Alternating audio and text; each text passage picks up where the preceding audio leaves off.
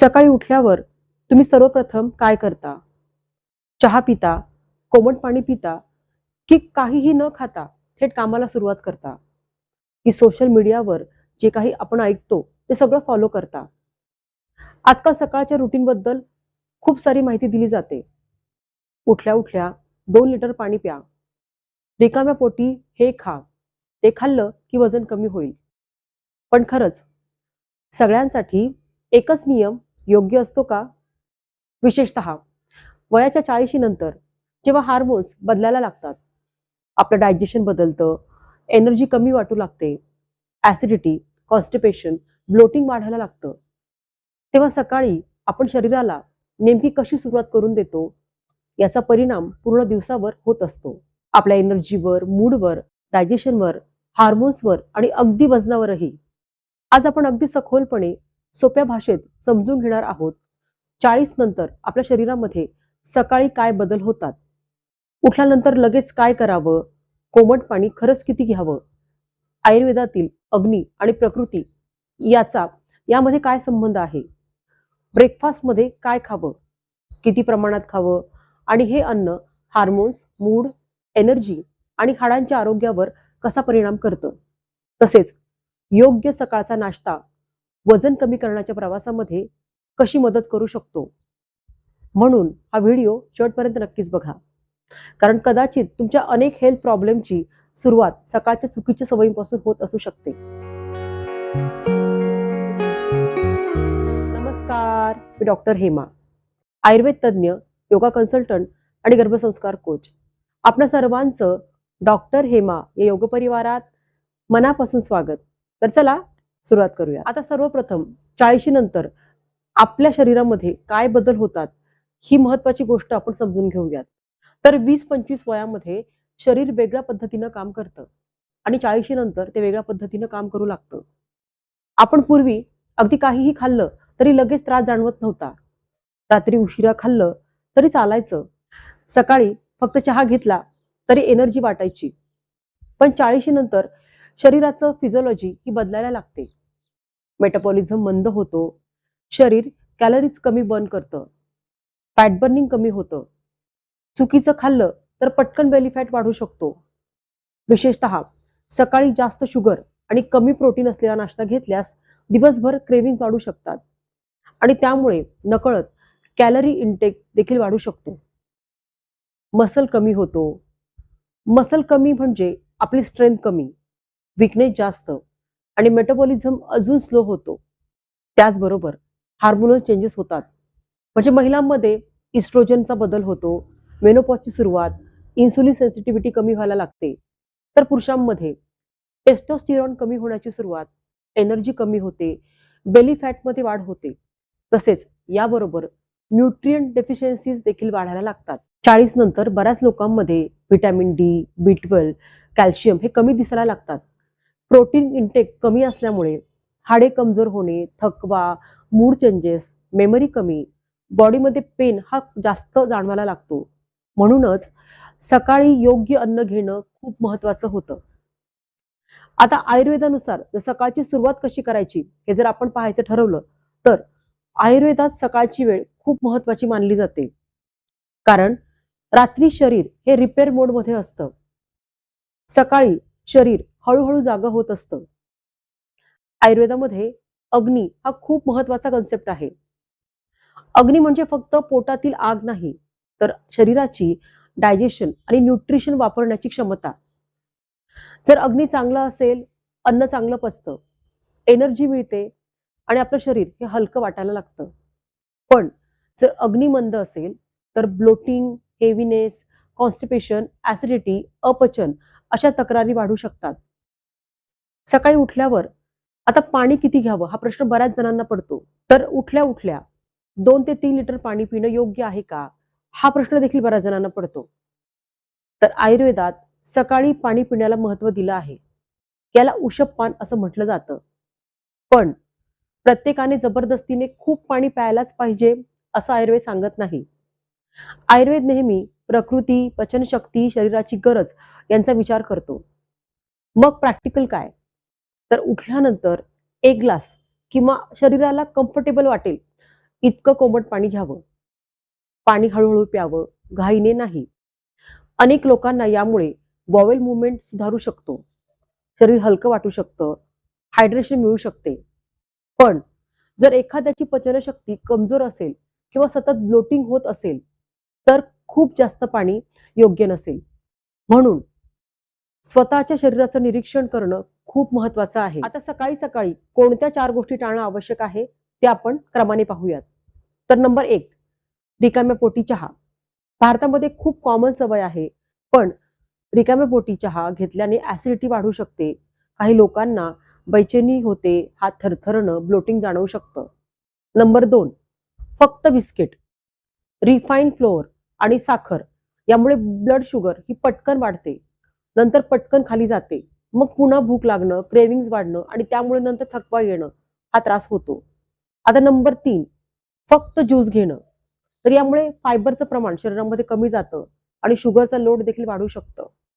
Number 4 म्हणजे package breakfast करणं, जसं cornflakes, sugary serials, bakery product. तर हे पटकन शुगरमध्ये कन्वर्ट होतात. तर आता अशा वेळेला सकाळी नेमकं काय खावं हा प्रश्न आपल्या सगळ्यांना पडतो. तर आपल्या व्हिडिओच्या सगळ्यात महत्त्वाच्या भागाकडे आपण आता वळूयात. कारण ब्रेकफास्टमध्ये नेमकं काय असायला हवं आणि सर्वात महत्त्वाचं, वजन कमी करायचं असेल तर ब्रेकफास्ट कसा असावा? कारण अनेक लोक सकाळी खूप कमी खातात किंवा फक्त चहा घेऊन राहतात आणि मग दुपारी जास्त खातात. तर यामुळे ब्लड शुगर अनस्टेबल होऊ शकतो, क्रेविंग्स वाढू शकतात आणि बेली फॅट कमी करणं कठीण होऊ शकतं. म्हणूनच वेट लॉससाठी ब्रेकफास्ट स्किप करणं हा उपाय नाही. 40 नंतर ब्रेकफास्टमध्ये protein, fibres, healthy fats, vitamins, minerals या 5ही गोष्टी असणं अतिशय महत्वाचं आहे. आता सकाळी प्रोटीन का महत्वाचं?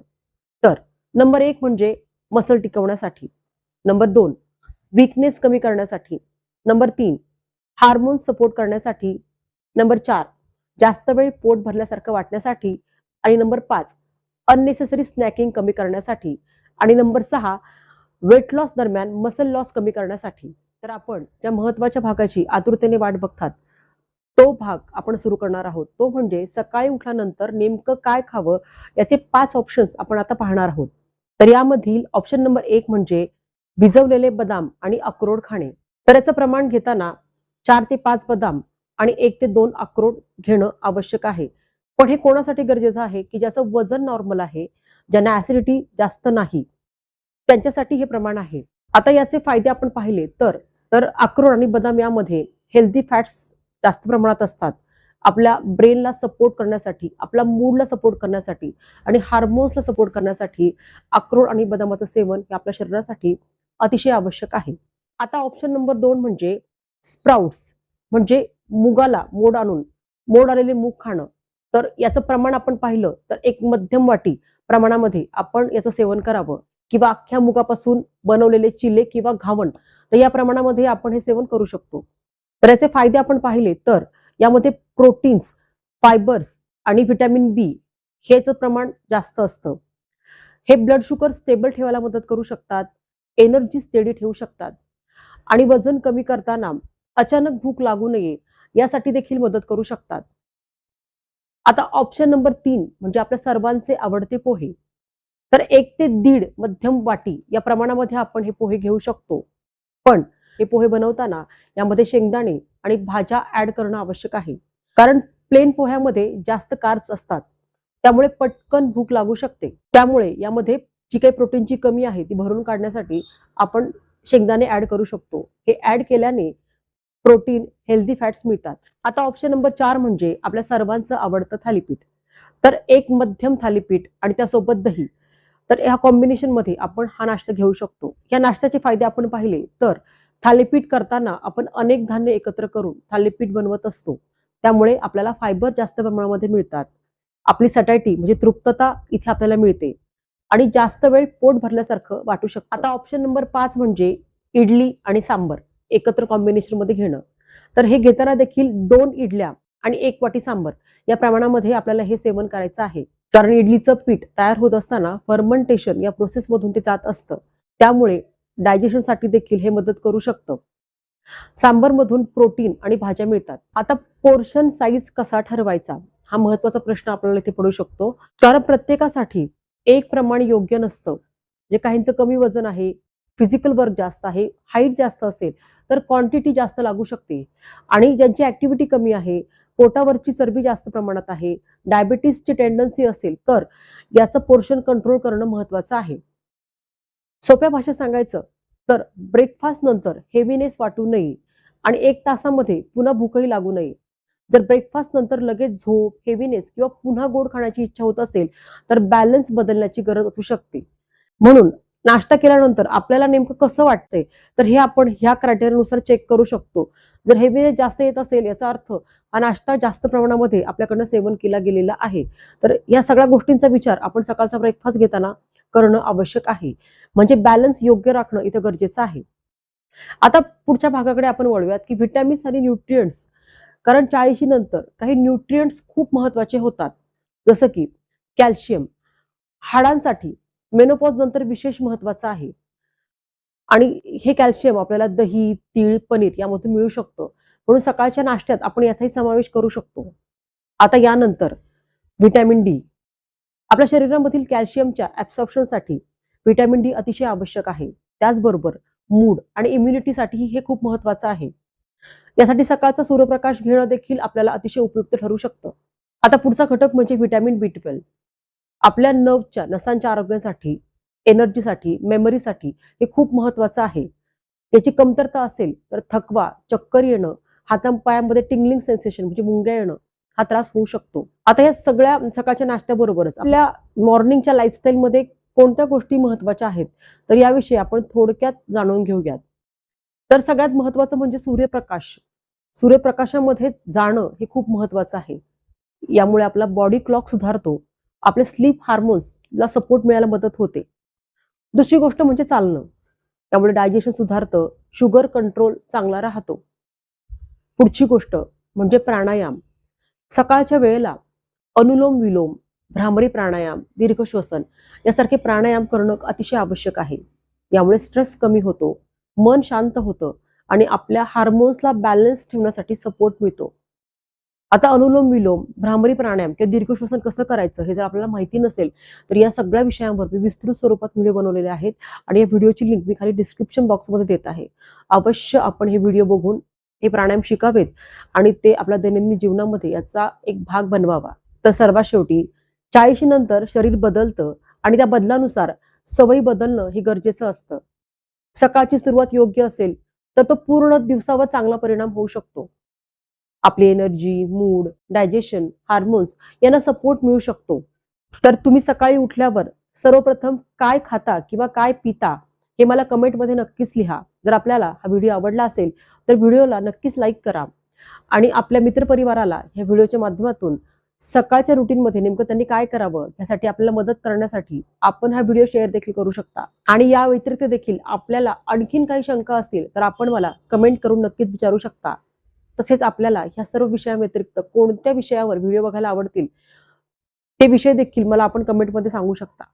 आपण आपला अमूल्य वेळ देऊन हा व्हिडिओ पूर्ण पाहिल्याबद्दल आपल्या सर्वांचेच मनापासून खूप खूप आभार.